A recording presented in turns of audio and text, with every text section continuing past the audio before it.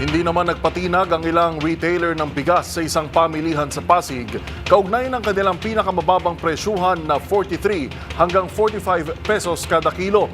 Anila, malulugi lang sila kung pipilitin nilang ibaba ang kanilang presyuhan para lang tapatan ang programa ng pamahalaan. Pakinggan natin ang ulat ni Edniel Parosa.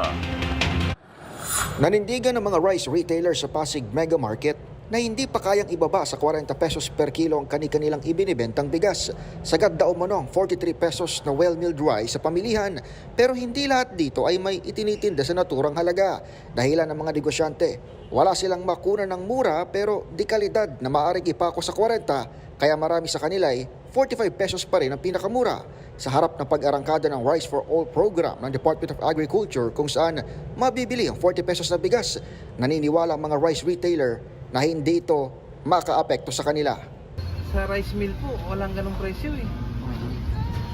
Walang binibigay sa amin na ganong presyo, wala kaming makuha eh.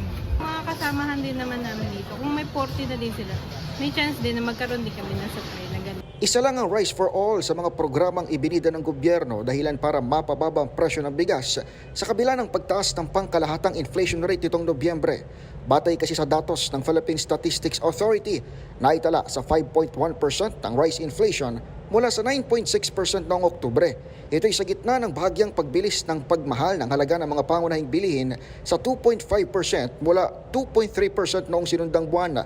Ayon kay NEDA Secretary Arsenio Balisacan, naipakita ang katatagan ng ekonomiya sa kabila ng pagtama ng sunod-sunod na bagyo kamakailan. Patunay umano itong epektibo ang polisiya ng gobyerno sa pangangalakal, gaya ng ipinatupad na pagpapababa ng taripa sa mga imported na bigas, maging ang lokal na polisiya ng Rice for All program ng Department of Agriculture.